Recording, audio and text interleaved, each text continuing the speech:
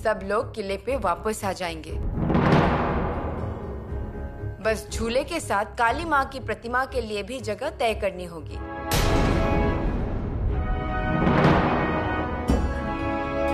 यीशु बंद दरवाजे के पीछे इतना ही तय हुआ था कि हमारे और पिताश्री के बीच में मनमुटाव है, ऐसा नाटक करना है, और पिताश्री दक्षिण में है तब तक दिलेर खान को रोक कर रखना था। समय आने पर उनसे दोस्ती का नाटक भी करना था। तो फिर अब तो पिताश्री को हमें रायगढ़ बुला लेना चाहिए ना, लेकिन पिताश्री के नाते तो आना चाहिए था ना। हाँ, अगर बंद दरवाजे के पीछे ये सारी बातें तय हो गई थी तो फिर पिताश्री को संदेशा भेजना ही चाहिए था। एक बात पूछे? शंभू राजे के बारे में पूछना है तो मत पूछिए। उन्हीं के बारे में पूछना है। महाराज माफ कीजिए, लेकिन आपके मन में शंभू राजे को लेकर कोई शंका है? बिल्कुल नहीं। हमने अपने कानों से सुना है और जो समझना था वो समझ भी लिया है। क्या समझा आपने? शंभू राजे का किले पर आना आपको मंजूर नहीं है। पिताश्री, हम लिखें भी तो क्या लिखें? हम कवि हैं, लेखक हैं, परंतु आज हमें अल्फाज ही नहीं मिल रहे हैं। जैसे अचानक से मुहिम पर जाते हैं वैसे चले गए हैं। फिर भी हमारा ये छोटा सा प्रयास। पिताश्री आपसे मिलने की बहुत ज्यादा आस लगाए बैठे हैं। आपके दक्षिण मुहिम पर जाने के बाद आपके हर एक अल्फाज से हम ईमानदार रहे हैं। आपके तत्वों के लिए, आपके सत्व के लिए, जैसे हमने हमारे जीवन का होम ही कर दिया है। इसके लिए भूषण कम और दोष ही ज्यादा सहने पड़े हैं, परंतु हमने वो सब कुछ खुशी खुशी सहा। पिताश्री, ऐसा लग रहा है कि एक दौर खत्म हो गया है। आप आएंगे या फिर आपका संदेशा ही आएगा, ऐसा हमें लग रहा था। हमने आपकी बहुत राह देखी, परंतु बाद में हमने सोचा अपने ही घर जाने के लिए बेटे को संदेशा भेजने की जरूरत पड़ सकती है क्या? पिताश्री, हमें अच्छे से पता चल गया है, संदेशा नहीं आएगा, हमें स्वयं ही आना पड़ेगा। इसीलिए पिताश्री, हम रायगढ़ आ रहे हैं।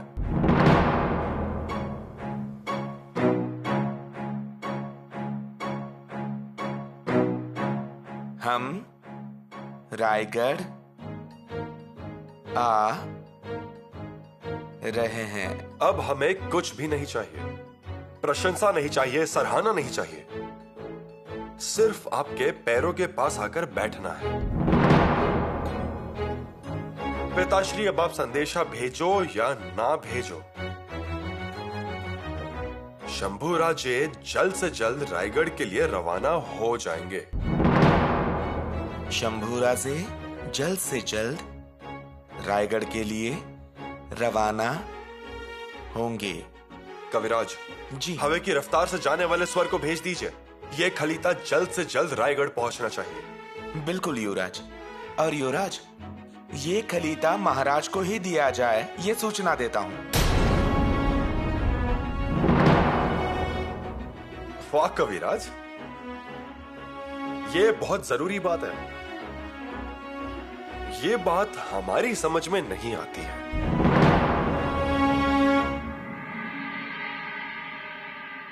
अरे वाह, सोने की तैयारी हो रही है क्या? भवानी बेटी, अभी आपको सोना नहीं है। माताश्री से कहिए हमें नए कपड़े चाहिए, नई टोपी भी चाहिए, जल्द से जल्द लाइए।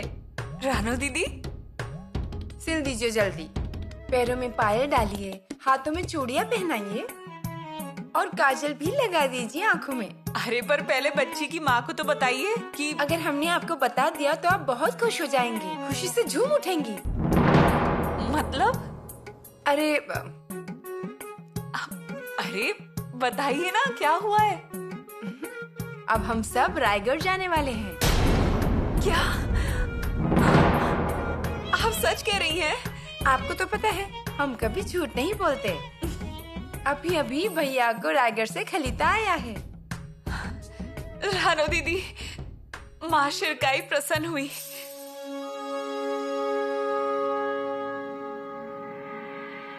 युवराज, रायगढ़ के लिए प्रस्थान कब करेंगे? जल्द ही, हो सकता है कल सुबह ही। कल? ठीक है। पर कविराज जी। उससे पहले यहाँ के सारे काम खत्म करने होंगे। युवराज, व्यवस्था बना सकते हैं तुरंत, लेकिन समेट नहीं सकते। सही बात है कविराज, हमें अश्वदल की ही बहुत चिंता हो रही है। हम कुछ समझे नहीं युवराज। हम अश्वदल लेकर रायगढ़ चलेंगे, महाराज देखेंगे तो हम समझेंगे कि हमारा मकसद पूरा हो गया। वो बात तो है ही, परंतु इतने बड़े अश्वदल को साथ लेकर अगर रायगढ़ पर गए तो लोग गलत मतलब ही निकालेंगे, फिर से गलतफहमी का शिकार हो जाएंगे हम। जी, ये भी बात सही है। ऐसा करते हैं कि युवराज, रायगढ़ से महाराज जी का खलीता लाया हूँ। देखा आपने कविराज? जी। रानू दीदी, रानू दीदी, युवरागी, पिताश्री का खलीता आया है। हमने आपसे कहा था ना, खलीता जरूर आएगा। कविराज, बारिश ने पिताश्री का रास्ता जरूर रोका होगा, पर उन्हें हमारी याद जरूर आती होगी। हमारे बिना हमारे पिताश्री रह ही नहीं सकते, और अब तो सिर्फ हम दोनों नहीं, छोटी माताश्री भी है ना। जी। सच में खलीता आया है? खलीता तो आने ही वाला था। सच में हमारे पिताश्री ही हैं। रानू दीदी, अब तैयारी कीजिए, हम कल ही रायगढ़ के लिए रवाना होंगे, ठीक है?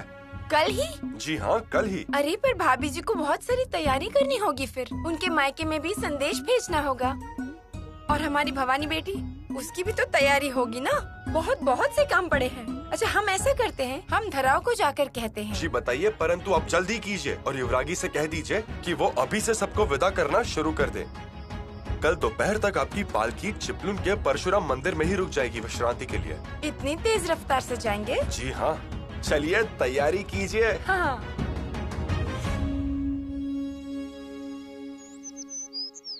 पंत, पंत, सुन रहे हैं ना? सुन रहा हूँ। श्रृंगारपुर से आए हो ना? जी हाँ। बहुत जल्दी में हो? जी हाँ। थोड़ा रुको, युवराज का खलीता है, तुरंत महाराज को देने की सूचना दी है उन्होंने। सब मानता हूँ, लेकिन महाराज खाली हैं क्या? हा? अंदर चर्चा शुरू है। बहिर्जी नाइक आए हैं, अब अंदर कैसे जाएं तू ही बता। वैसे थोड़ी जल्दी थी, तुरंत महाराज का संदेश ले जाना था। अब युवराज की बात छोड़ो, लेकिन यहाँ आने वाले हर किसी को जल्दी ही होती है। ऐसा कोई इंसान नहीं है जो जल्दी में ना हो। अभी तुरंत, जल्दी, महाजल्दी, जल्दबाजी। कोई आराम से आता है यहाँ? नहीं। लेकिन युवराज का खलीता है, ये तूने 10 बार बताया, और मैंने भी तुम्हें 10 बार बताया कि महाराज चर्चा में है। फिर भी देखता हूँ। दे दो खलीता। तुम बाहर रुको, मैं खलीता देकर आता हूँ। जी।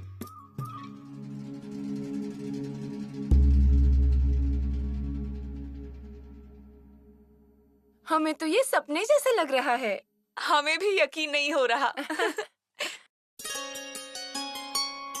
पढ़िए कविराज जी। पढ़िए, महाराज ने क्या लिखा है। पढ़िए, हम भी देखें हमारे पिताश्री ने हमारे बारे में क्या लिखा है।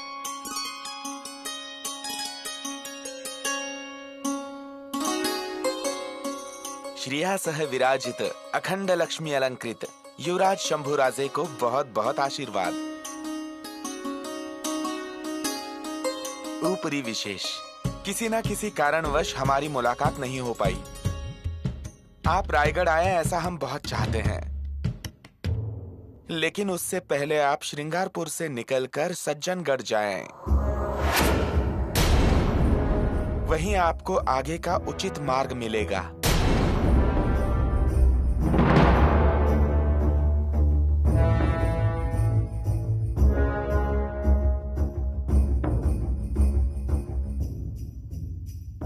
समर्थ जी के रहने से पुण्यवान हो चुके किले पर आपको सद्विचार सूझेंगे।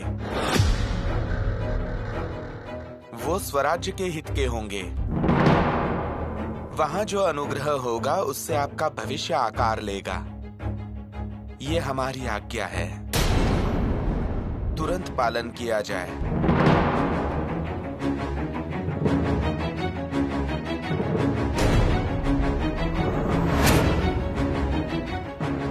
पिताश्री, नहीं, ये खलीता झूठा है।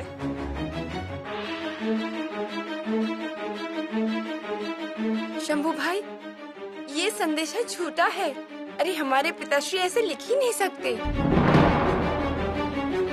युवराज, युवराज हमारी बात सुनिए। शंभू भाई सुनिए ना, हम रायगढ़ ही चलते हैं। हमें नहीं जाना कोई सज्जनगढ़, ना कोई मठ और ना ही कोई मंदिर। शंभू भाई, ये खलीता झूठा है।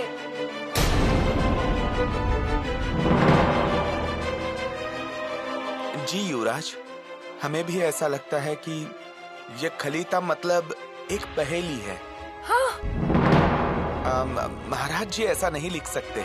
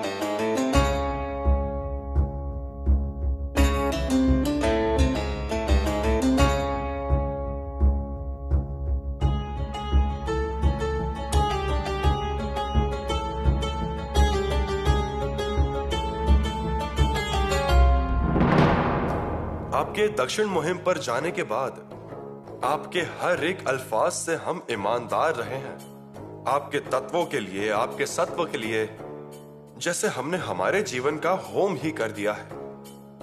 अब हमें कुछ भी नहीं चाहिए, प्रशंसा नहीं चाहिए, सराहना नहीं चाहिए। सिर्फ आपके पैरों के पास आकर बैठना है। पिताश्री, अब आप संदेशा भेजो या ना भेजो, शंभूराज जल्द से जल्द रायगढ़ के लिए रवाना हो जाएंगे।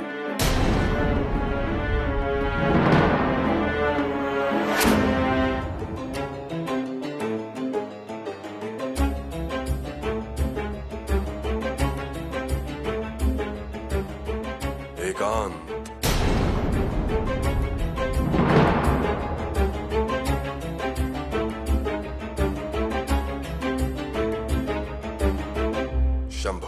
शंभूराजे, आपकी बेचैनी हम समझ सकते हैं, परंतु एक बात समझिए, हम सिर्फ पिता और पुत्र ना होकर इस स्वराज्य के छत्रपति और युवराज हैं।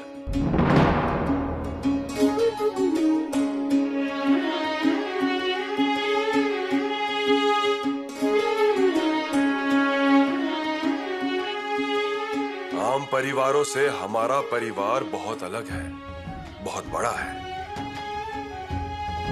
हमारे इस परिवार को दुश्मनों से खतरा है। परिवार को बचाने के लिए, हमारे स्वराज्य को सही सलामत रखने के लिए हमें बहुत सारी मुसीबतों का सामना करना होगा। हमें पता है शंभू बेटा, आपने इससे पहले भी बहुत मुश्किलों का सामना किया है। हमें पता आपने बहुत कुछ सहा है, परंतु और थोड़ा सह लीजिए। शंभू बेटा, आप समझदार हैं। हमारे सामने की परेशानी भी आप समझ लीजिए। शक्कर बांटिए, ढोल बजवाइए, रंगोली बनवाइए। फिर से एक बार हमारा अपमान किया गया है। शक्कर बांटिए, चलिए शक्कर बांटिए। युवराज। कविराज, आप रुक क्यों गए? हमारा आदेश समझ लीजिए। खुशी नहीं हुई क्या आपको? युवराज, पहले आप शांत हो जाइए। हमारे पैर रायगढ़ जाने के लिए तरस गए हैं, लेकिन हमें सज्जनगढ़ जाने का रास्ता दिखाया गया है। शंभू भाई, पहले आप शांत हो जाइए। शांत हो जाएं? कैसे शांत हो जाएं? हम तड़प रहे थे हमारे पिताश्री से मिलने के लिए, परंतु छत्रपति कह रहे हैं समर्थ के संपर्क में जाइए। पिताश्री, पहले हमें आपसे मिलना था, बाद में बाकी लोगों से। आप दक्षिण मुहिम पर गए, सफलता हासिल की। भीमतड़ी के घोड़ों के पैर हिंद महासागर के पानी से धोए गए। मुहिम जीत कर आप वापस आ गए, लेकिन हम यहीं पर छोटे से श्रृंगारपुर में 2 साल से हम इस पिंजरे में एक पंछी की तरह तड़प रहे हैं। एक बार भी आपका कहने का मन नहीं हुआ, शंभू बेटे मिलने के लिए आइए? या फिर रुक जाइए शंभू बेटा, हम ही आते हैं आपसे मिलने। इतने पराये हो गए हम। हमारी क्या उम्मीद थी? हाँ, एक बच्चा अपने पिता से मिलना चाहता था, बस इतनी ही ना। एक बार प्यार से गले लगाना, प्यार से पीठ पर हाथ फेरना और प्रशंसा भरे 2 अल्फाज, बहुत अच्छे बेटे, बस इतना ही मांग रहे थे हम। और युवराज। नहीं येसु, आज तक हमने जो कुछ भी किया वो सब मिट्टी में मिल गया। युवराज, युवराज आप शांत हो जाइए। मिट्टी में मिल गया। युवराज, हमारा दिल जल रहा है, दुख रहा है। पिताश्री के आदेशों का दर्द, पिताश्री ने हमें नजरअंदाज किया उसका दर्द, हमारा अपमान किया उसका दर्द। ज्वाला, हमारा शरीर जल रहा है। बचपन में हम जलते हुए अंगारों को हाथ में लेते थे, अब हमारा पूरा शरीर ही अंगार जैसा हो गया है। युवराज, आप कैसी बातें कर रहे हैं? शंभू भाई, हमारी बात सुनिए। आप हमारे समझदार भाई हैं कि नहीं? तो फिर ऐसे मत कहिए। समझदार? हम समझदार नहीं है। हम बिल्कुल भी समझदार इंसान नहीं है। अगर समझदार होते तो ऐसी पागलों की तरह राह देखते क्या हम? अगर हम समझदार होते तो मूर्खों की तरह ऐसी बातें सहते रहते क्या? युवराज, माफ कीजिए, लेकिन इस सब के पीछे महाराज का कोई हेतु, उद्देश्य, कोई इशारा हो सकता है ना? हाँ, और आप भी देखिए, हमें जाने के लिए कहा है, वो भी कहा सज्जनगढ़ में। मंजूर है दीदी, सब मंजूर है। पिताश्री ने कहा होता ना तो कहीं पर भी जाते हम, पर पिताश्री को एक बार तो मिलने आना चाहिए था ना। मिलेंगे, वो शायद सज्जनगढ़ पर मिलेंगे। अब भरोसा नहीं रहा हमें, अब बिल्कुल भी भरोसा नहीं है हमें। हमारे पिताश्री टाल रहे हैं, हमें खुद से दूर कर रहे हैं। और वो मुगल सरदार दिलेर खान हमें खलीता भेज रहे हैं, हमसे दोस्ती करने के लिए पगलाए हुए हैं वो। यहाँ हम पर आरोप लगाने के लिए खलीते आते हैं, हमारी बदनामी करने वाले खलीते ऐसे फेंके जाते हैं हम पर, परंतु वो दिलेर खान हमें खत लिखते हैं, मिलने के लिए तरस रहे हैं। फिर भी हम सारी बातें नजरअंदाज करते हैं। हाँ भाई, हमारे नसीब में क्या आ रहा है? अपमान, तिरस्कार। फिर भी हम दृढ़ता से रायगढ़ के दरवाजे खटखटाते रहते हैं, परंतु कदम कदम पर अपमान ही किया जाता है। हर एक बात में कमियां निकाली जाती है। युवराज चलिए आप विश्राम कर लीजिए। विश्राम?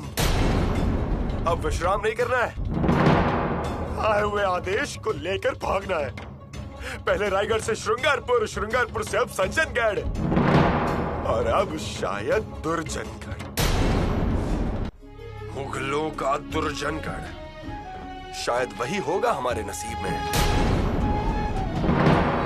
अब आप किसी भी बारे में मत सोचिए और चलिए। सोचिए मत, हम सोच ही नहीं सकते हैं।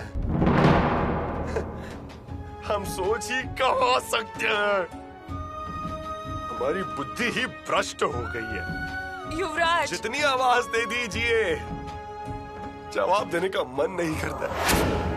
पहले हम राजपुत्र थे, राज्य अभिषेक के वक्त युवराज बने, और उसके बाद युवराज से सीधा सूबेदार बने। श्रृंगारपुर के सूबेदार। और अब सूबेदारी भी हाथ से चली गई।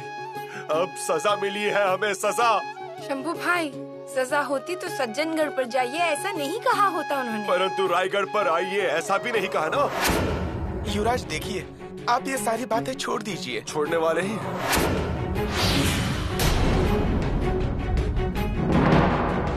जरूर छोड़ेंगे। असल में सभी बातें छोड़ ही देंगे अब हम। युवराज, युवराज भाई, छोड़ना ही पड़ेगा। हमारे खुद के लोग दूर कर रहे हैं और दूर के लोग हमसे पास आना चाहते हैं। हमारे अपने हमें दुश्मन समझते हैं और हमारे दुश्मन हमें मित्र। नियति ने हमारे नसीब में क्या लिख रखा है किसे पता।